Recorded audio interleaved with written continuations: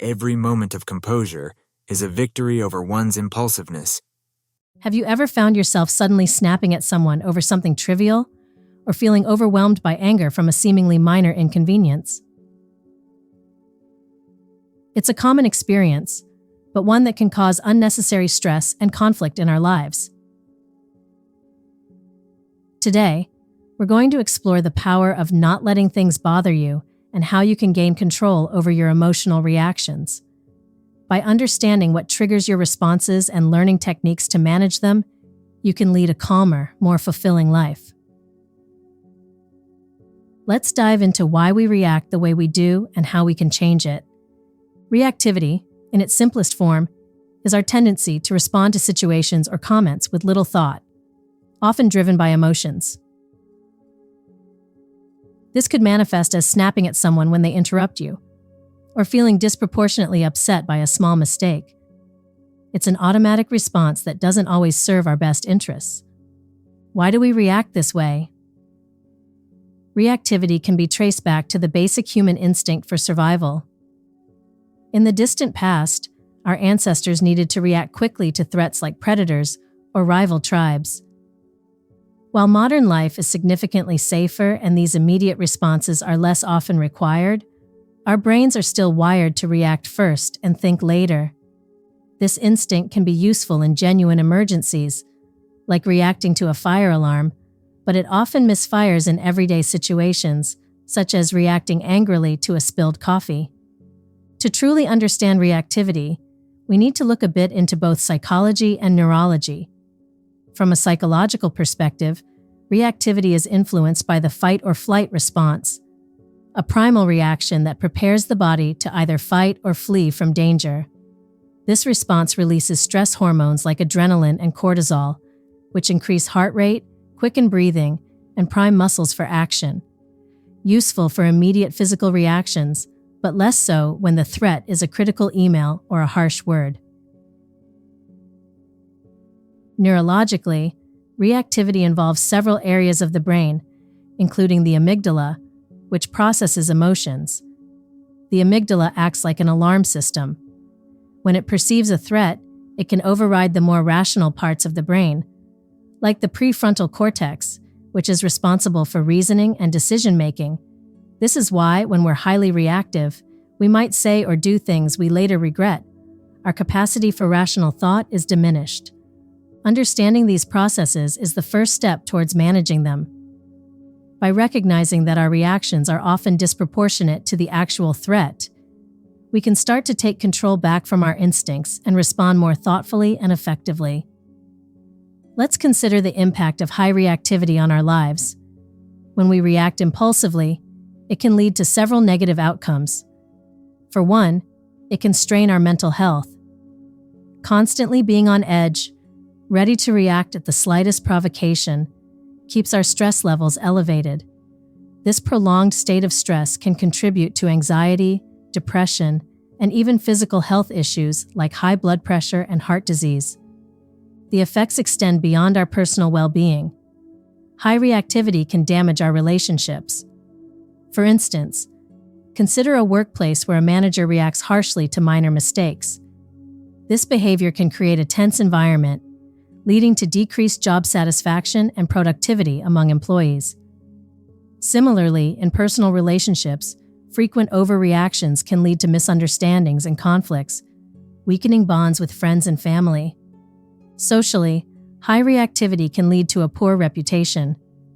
Being known as someone who flies off the handle can limit your opportunities both personally and professionally. People may hesitate to confide in you or involve you in projects or social activities, fearing your unpredictable reactions. On the flip side, mastering the art of composure has manifold benefits. When you maintain your calm in stressful situations, you directly contribute to your mental well-being. Lower stress levels mean better overall health, more stable moods, and a higher sense of satisfaction in life. In terms of relationships, being less reactive makes you a better communicator.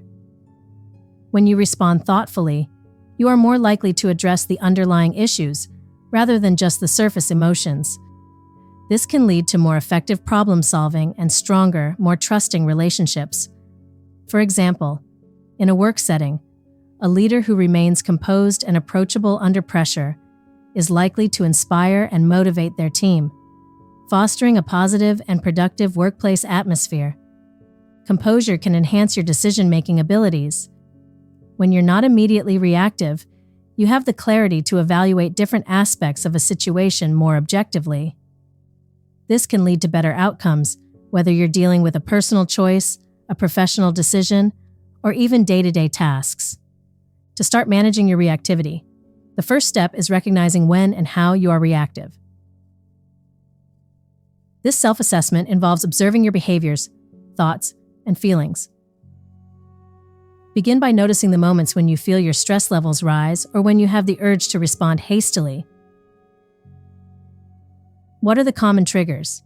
It could be traffic during your commute, certain remarks from colleagues, or even specific tasks that you find overwhelming. Once you've identified your triggers, reflect on your typical responses. Do you tend to raise your voice, become sarcastic, withdraw, or react in some other way? Understanding these patterns is crucial as it lays the groundwork for change. By being aware of your triggers and reactions, you can start to catch yourself in the moment and choose a different response. With a clear understanding of your reactivity patterns, you can now apply specific techniques to manage and reduce these reactions. Here are 3 effective strategies. Mindfulness. This involves being fully present in the moment, aware of your thoughts and feelings without judgment. Practicing mindfulness can help you recognize the onset of emotional reactions and give you the chance to choose how to respond. You can start simply by focusing on your breath whenever you notice tension rising. This helps slow down your reaction time and brings your focus back to the present moment. Breathing exercises. When we're stressed, our breathing becomes shallow and rapid. By consciously slowing and deepening your breath, you can activate your body's natural relaxation response. Try this simple exercise. Breathe in deeply for a count of 4, hold for a count of 4, exhale slowly for a count of 4, and repeat several times. This can be especially helpful before responding in a stressful situation. Cognitive reframing. This technique involves changing your perspective on a situation to alter its emotional impact. For example, if you're upset about a delay in receiving information from a coworker, instead of thinking, "They're always so late, they don't respect my time," you might reframe it to, "They might be overwhelmed. I can offer help or ask if there's a holdup." This shift in thinking can reduce frustration and promote a more constructive response. By integrating these strategies into your daily routine, you can begin to see a reduction in your reactivity. It's not about suppressing your emotions, but rather managing how you respond to them. In our next sections, we'll explore how to build emotional resilience and make lifestyle adjustments that support these changes, setting you on a path to a calmer and more controlled life.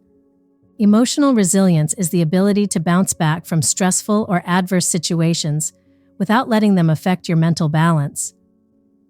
Developing resilience is essential for anyone looking to reduce reactivity, as it enhances your ability to handle stress and recover from setbacks more quickly. Building this resilience involves several key strategies. Maintain a positive outlook. Try to find the silver lining in difficult situations. This doesn't mean ignoring the negative aspects, but rather choosing to focus on positive elements that can help motivate you. Set realistic expectations. It's important to have a clear understanding of what you can and cannot control. Setting realistic expectations for yourself and others can prevent unnecessary frustration and disappointment. Develop coping skills. Identifying healthy ways to cope with stress is crucial.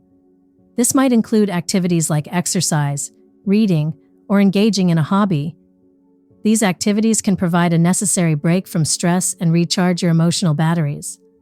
By fostering these habits, you can strengthen your emotional resilience, reducing the likelihood of reacting negatively to stress and making it easier to maintain your composure in challenging situations.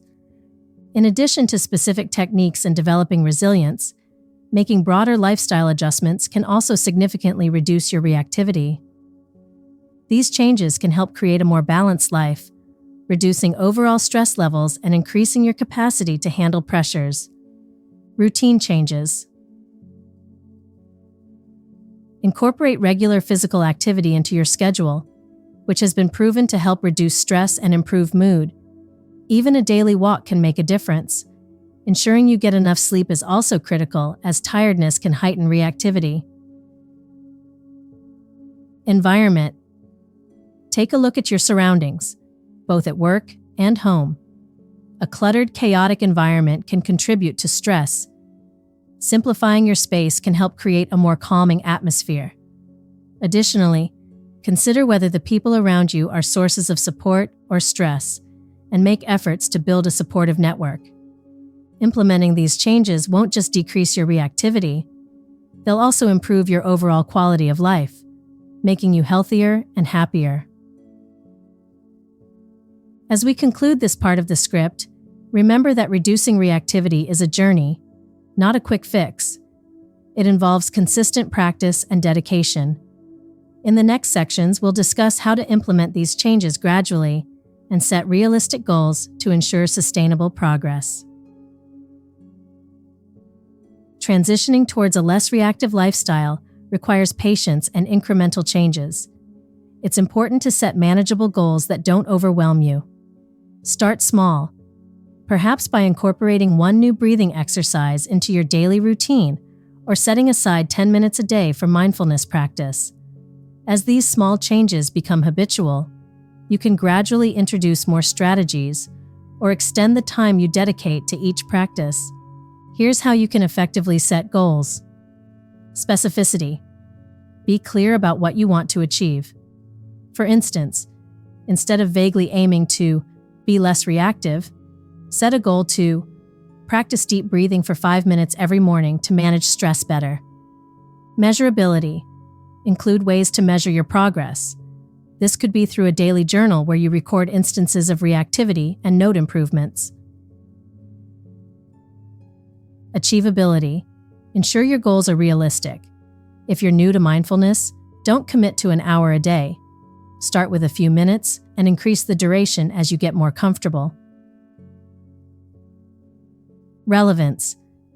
Choose goals that have a meaningful impact on your life, aligning with your broader aspirations for health, well-being, or improved relationships. Time-bound. Set deadlines to evaluate your progress.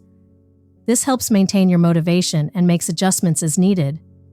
Implementing these changes step by step allows you to adjust to new behaviors without feeling pressured or rushed, leading to more lasting change.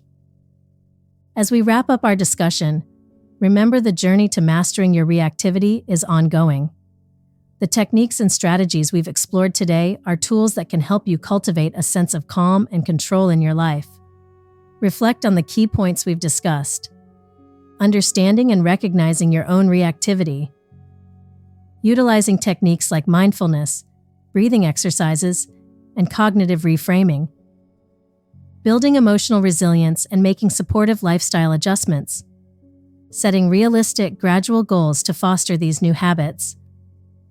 Every small step you take is a part of your larger journey towards a less reactive, more balanced existence. As you practice these skills, you'll likely notice not just a decrease in your reactivity, but an overall enhancement in your quality of life. You're equipping yourself with the knowledge and skills to face life's challenges with a steadier hand and a more open heart. I encourage you to start today. Choose one technique we've discussed and try it out. Maybe share your experiences or progress with others.